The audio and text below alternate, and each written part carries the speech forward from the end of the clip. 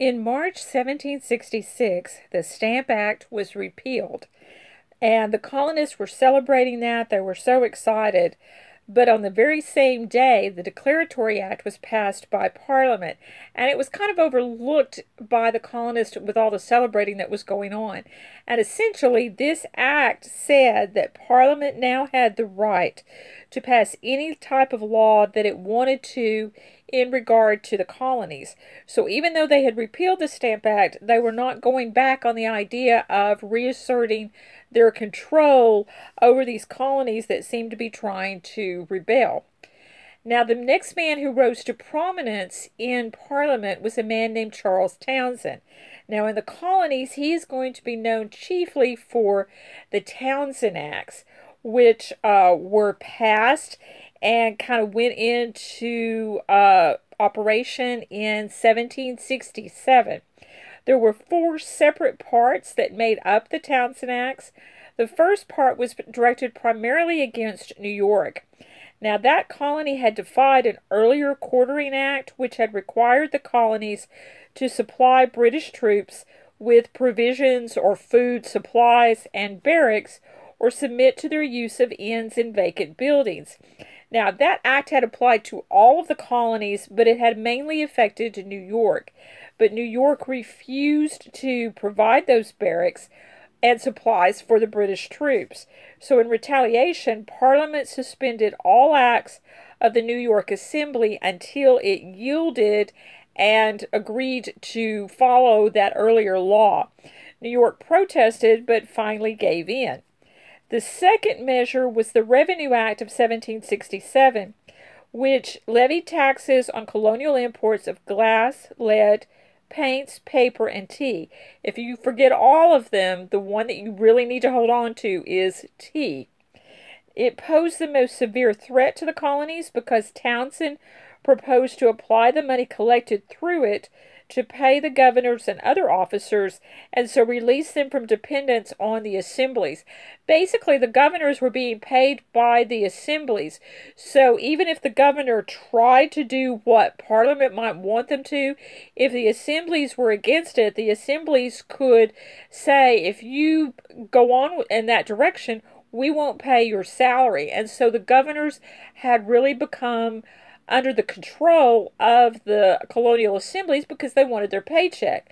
Well, now under this Revenue Act, any money that was collected would now go to pay those governors' salaries, so the colonial assemblies would not be able to hold their salaries over their heads anymore. The third measure set up a board of customs commissioners at Boston, which was the colonial headquarters of smuggling. The British issued special search warrants called writs of assistance.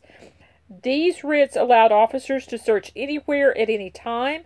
The cases of people accused of smuggling which involved the writs would not go before a jury. Instead, they would be tried by a judge. And so as far as the colonists were concerned, they thought, oh, there's no way you're going to get a fair trial because a judge will always side on the side of England and Parliament. Whereas if there had been a jury, the colonists felt like they might have a better shot at getting a fair trial. Well, now under these writs, that wasn't going to happen. And forget having to have clear-cut evidence before you could get a search warrant like you do today. You have to have a lot of probable cause in order to have a judge sign off on a search warrant. In that time period under these writs, all they had to say was, I think Joe Smith is smuggling and he's got contraband on his ship. We want to go search it, and a writ would be issued. And that was it. The fourth measure is going to reorganize the Vice Admiralty courts, and they will establish 4 in the colonies. And so the colonists are outraged by these acts. They hate the Townshend Acts. So there is movements to boycott all of the tax goods begin. Then you have violence breaking out in Boston, which was where they were the most violent. And in September of 1768, to kind of attend to that idea, the British sent 2 regiments of soldiers to Boston. There will be some 4,000 troops in town, and the town has about 20,000 people. Quarrels began to erupt between the two sides, and an explosion was inevitable. And what's happening is these British troops that are stationed there, they're not getting their salaries on a regular basis.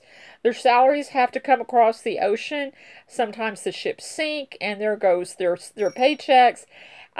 Sometimes there are other types of delays, and so a lot of times these soldiers would try to get part-time jobs in Boston, and if they were able to do that, then they would cut out a colonial who might want to get that same job. And so there's a lot of tension between the two groups. Many of the British officers owe debts to people in town that they have not been able to pay for, and so the tension is just building. And so on March 5th, 1770, that tension erupts into the Boston Massacre. You have an altercation that happens in front of the customs house. There was one British soldier who was patrolling. Boys had been picking on him. It was a very cold day with a lot of ice and snow, and they'd been throwing snowballs that covered ice at him. And he wasn't happy. And then the bells start going off, which usually indicated that there was a fire, and by law everybody had to get their pail, their bucket that would have fire on it. They would have to come out of their house, go and help to fight the fire, because the city was pretty much made up of wooden buildings, and you could be fined if you didn't go out to help. So all of a sudden the bells are ringing, this crowd of people start running in the direction of the customs house, and this poor soldier is beginning to feel pretty overwhelmed and threatened, and so he calls for help. And one thing leads to another. That particular soldier is knocked down. When he rises up, he swears that he heard his commanding officer say fire. And so when he rises up, he shoots into the crowd. His commanding officer swore he never gave that order. It was probably somebody shouting fire in the crowd, because a lot of people that were there really honestly believed that a fire had broken out. But in any case, you have shooting that starts, and you're going to have 5 people who died, 3 on the scene and 2 later, and 6 more were wounded but survived. Those involved in the shooting were indicted for murder and were defended by John Adams. He is the cousin of Samuel Adams. All were cleared except for 2 who received what was considered at the time to be light punishment for manslaughter, and they were branded with an M on their thumb. Now, ironically, on the same day as the Boston Massacre, the Townshend Acts were actually repealed. But, of course, with communications, what they were in that day and time, the colonists had no way of knowing that. So, having seen kind of the value of spreading information about events, Samuel Adams, who is going to really push for Boston to form a committee of correspondence, that is going to happen. And then in March of 1773, the Virginia Assembly proposed formation of such committees throughout the colonies, and that was done. So it's a way to begin to tie all the colonies together. So it's not just Boston that is doing fighting. All the colonies are going to be involved. So now if there's an altercation that happens in Savannah, the people in Philadelphia would know about it. If something happens in New York, the people in Boston are going to know about it. And Adams is very good at propaganda. He keeps the idea of the Boston Massacre alive. He has Paul Revere do a drawing about this that really looks as if the soldiers had deliberately set out to murder the men in the crowd. And this is played out every year on March 5th. He doesn't let it go away. And the committees of correspondence will help kind of keep issues in the public eye. So if a British officer or soldier crosses a line in any way in any town, it's now going to be reported throughout the colonies.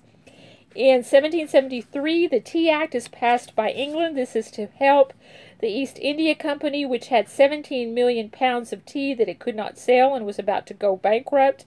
That law permitted the company to export its product to America without paying any of the usual taxes, except the tea tax still remaining from the original Townshend duties. The company could now undersell American merchants who bought their tea in England, and in fact this tea was even cheaper than the tea that had been brought in illegally by smugglers. So if it went into effect, a lot of merchants and smugglers would be ruined. This is going to ultimately lead to the Boston Tea Party, which is going to happen on December 16th, 1773. 342 chests of tea will be thrown overboard in the Boston Harbor. And as a result of that, Parliament will pass in April of 1774 what will be known in England as the Coercive Acts and the colonies as the Intolerable Acts. And this is basically set up to punish Boston for what has happened. And those acts will ultimately bring about Thomas Jefferson in the Virginia Assembly calling for a day of fasting in support of the people in Boston. The Virginia Assembly will be shut down.